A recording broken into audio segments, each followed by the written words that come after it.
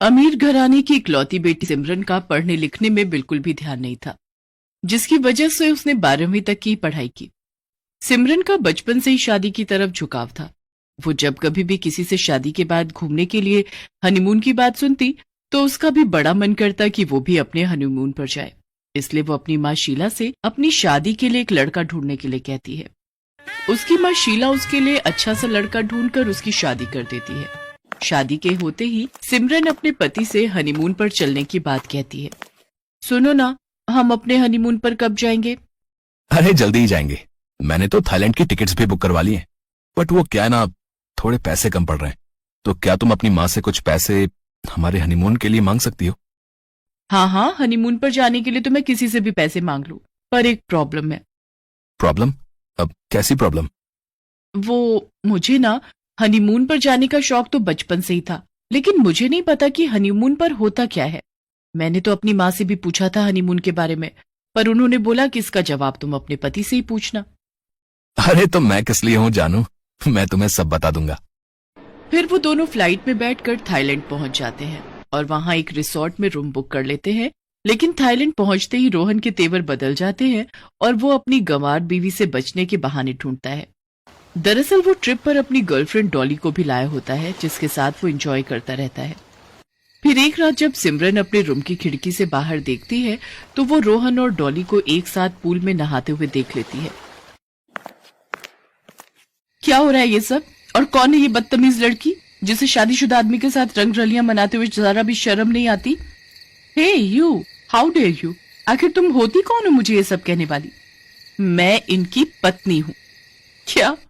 तुम जैसी गवार इनकी पत्नी? खैर, मुझे ये सब कहने से पहले एक बार अपने पति से तो पूछ लो कि आखिर वो क्या चाहता है। उनसे क्या पूछना, वो मेरे पति हैं तो मेरे साथ ही तो हनीमून मनाएंगे ना। वॉट? रोहन डार्लिंग, क्या ये गंवार लड़की सच कह रही है?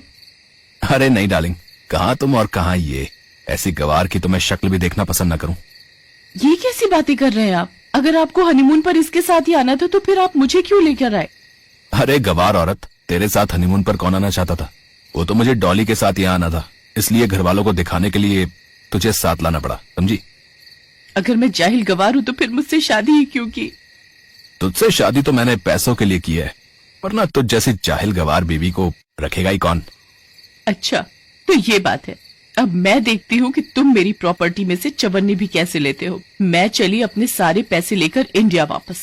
तुम सड़ते रहो यहीं अपनी इस गर्लफ्रेंड के साथ। इसके बाद सिमरन अपने सारे पैसे लेकर इंडिया वापस चली जाती है। रोहन को वहीं अकेला छोड़ देती है। रोहन के पास पैसे न देखकर डॉली भी उसे छोड़कर चली जाती है और वो भी अकेले ही इंडिया लौट आती है।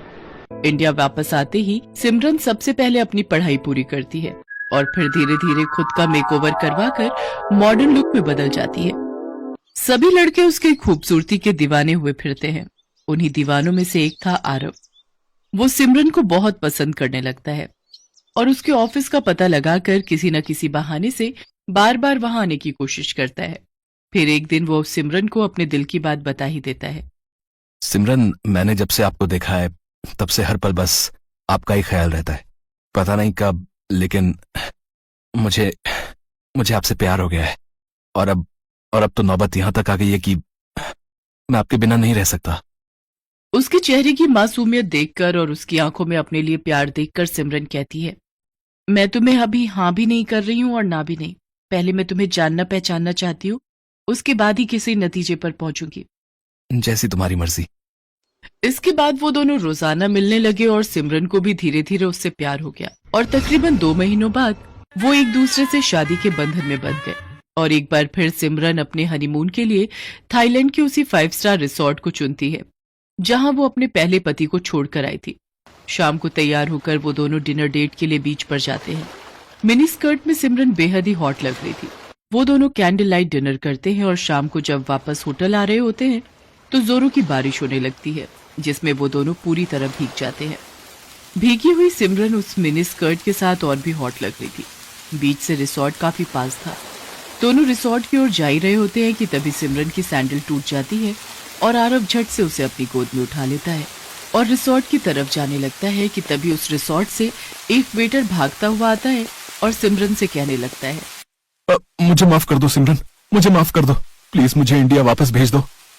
वो वेटर और कोई नहीं बल्कि सिमरन का पहला पति रोहन होता है। आरव सिमरन को नीचे उतार कर रोहन से कहता है, कौन हो तुम और ये क्या बदतमीजी है? ओह, तो तुम अभी तक यहीं सड़ रहे हो।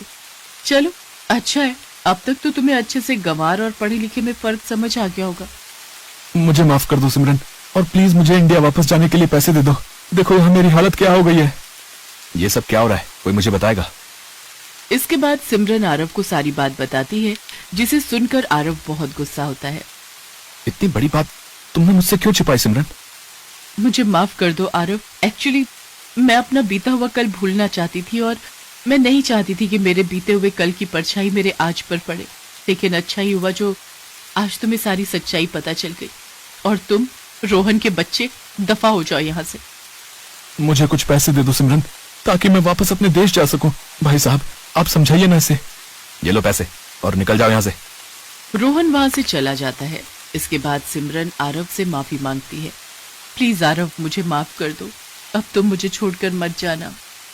मैं तुम्हें छोड़कर कहीं नहीं जाऊंगा, बस तुमने मुझसे इतनी बड़ी बात छुपाई, इसलिए तुमसे थोड़ा नाराज था, लेकिन अब सब ठीक है। I love you Simran. I love you too पतिदेव। इसके बाद दोनों अपना हनीमून एंजॉय करते हैं और कुछ दिनों बाद खुशी खुशी इंडिया वापस लौट आते हैं और पूरी जिंदगी एक साथ खुशी खुशी बिताते हैं।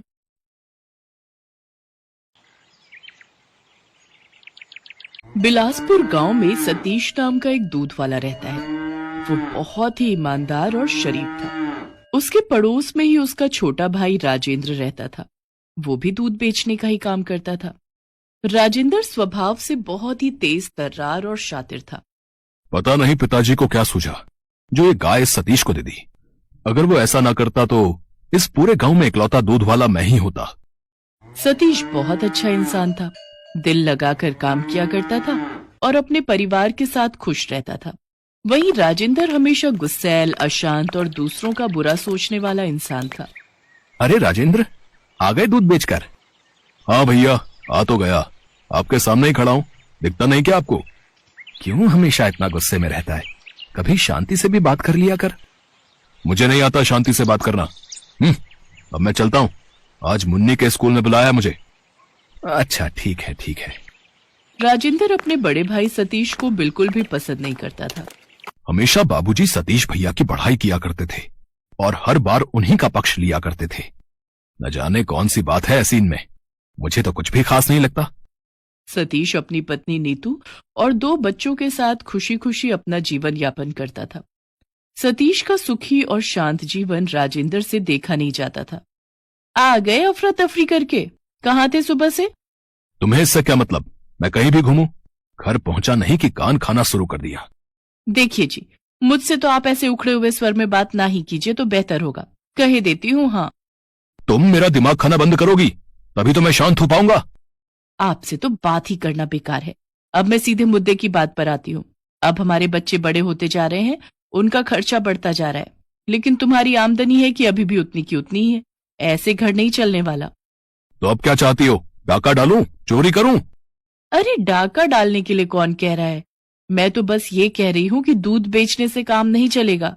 साथ में सतीश जेठ जी की तरह खेतीबाड़ी का काम भी किया करो। इस कड़ी धूप में मुझसे नहीं होती खेतीबाड़ी। धूप का काम करके बीमार पड़ना है क्या? सतीश भाई साहब को देखिए, वो तो आपसे बड़े हैं, फिर भी कितने मेहनती हैं। तो फिर आप भी उनके जैसा बनने की कोशिश क्यों नहीं करते? वो तो दोनों सगे भाई, लेकिन फिर भी कितना अंतर है दोनों में। बस तुम्हारे मुंह से ही यह सुनना बाकी रह गया था। बाकी सब तो उस सतीश की तारीफ करते नहीं थकते, जो अब तुम भी उसके गुणगान कर रही हो। अगर इतने ही अच्छे लगते हैं तो तुम भी चले जाओ उनके पास। ये कैसी बातें कर रहे हैं आप? कुछ भी ना सोचते हैं ना समझते हैं, जो भी मन में आता है बोल देते हैं। जाइए, मुझे नहीं करनी आपसे बात। न जाने क्या देख लिया इस पूर्वी ने उस सतीश भाई साहब में। अब कुछ ना कुछ तो सोचना ही पड़ेगा। राजेंद्र सारी रात बैठकर अपनी आमदनी बढ़ाने के बारे में सोचता रहता है। कैसे अपनी आमदनी को बढ़ाया जाए जिसमें समय भी ज्यादा न लगे और आमदनी भी हो जाए। फिर उसके मन में चोरी का विचार आता है। चोरी? हाँ, ये तो अच्छा आइडिया है। कल जब लोगों के घरों में दूध देने जाऊंगा तो सबके यहाँ से थोड़ा थोड़ा कुछ चुरा लूंगा।